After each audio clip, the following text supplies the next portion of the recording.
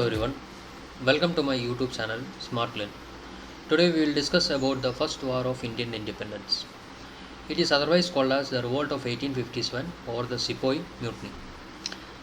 And this Revolt of 1857 is the first organized movement against the Britishers by Indian people. It first started as a small Sepoy Mutiny, but different classes of people joined together and it becomes a very huge movement at that time. There were many causes which led to this movement. We will discuss it one by one.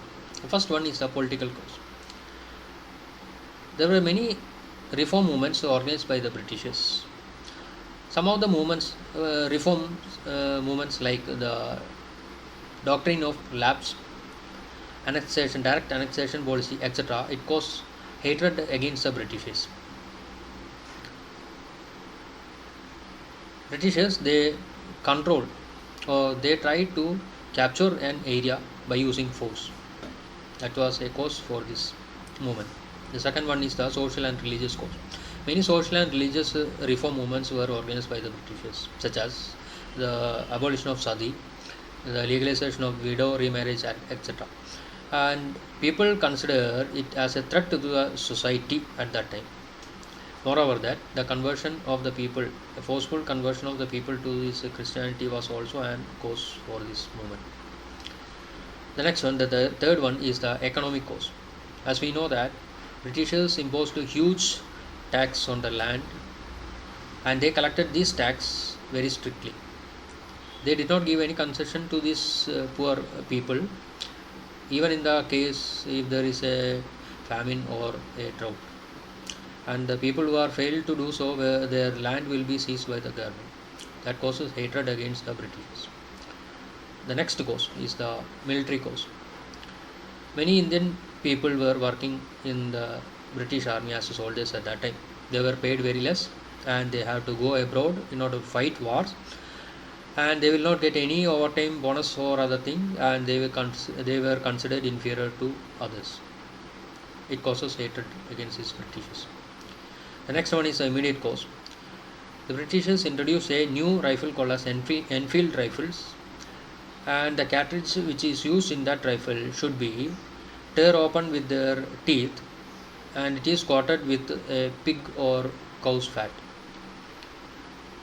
Most of the soldiers, Indian soldiers working in the British army at that time were Hindus or Muslims, and they consider these cows and pigs as sacred, and it hurts their feeling, so they refused to use those cartridges. That was a immediate cause. So on March 1857, Mangal Pandey, a sepoy in the Barakpur, he refused to use those cartridges and attacked his senior officers. He was captured and sentenced to death on 8th April 1857. On 9th May 1857, the soldiers in the Meerut, they refused to use these cartridges and they attacked the senior officers, but they were captured and sentenced to life imprisonment. On 10th May 1857, the other soldiers in the Meerut, they attacked their senior officers and they released these soldiers who were arrested on 9th, and they marched to Delhi and they declared the Bahadur Shah Zafar II as their leader. So that as the news spreads, different sections of people joined this movement.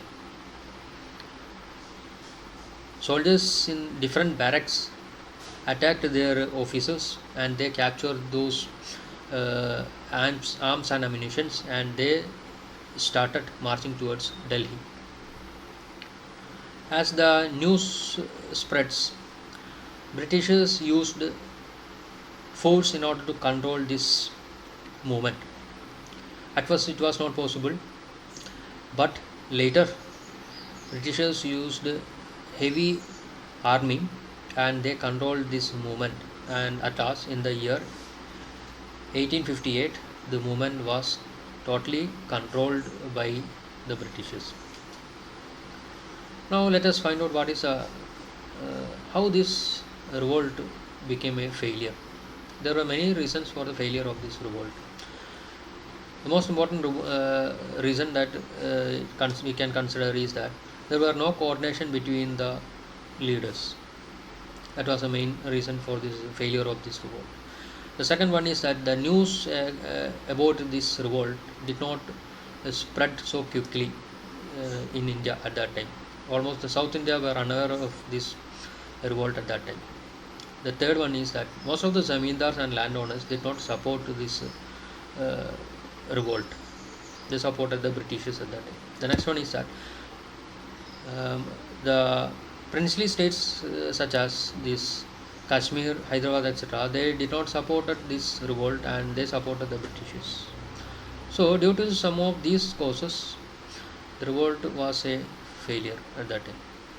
Now, what were the consequences of this? After the revolt, what happened?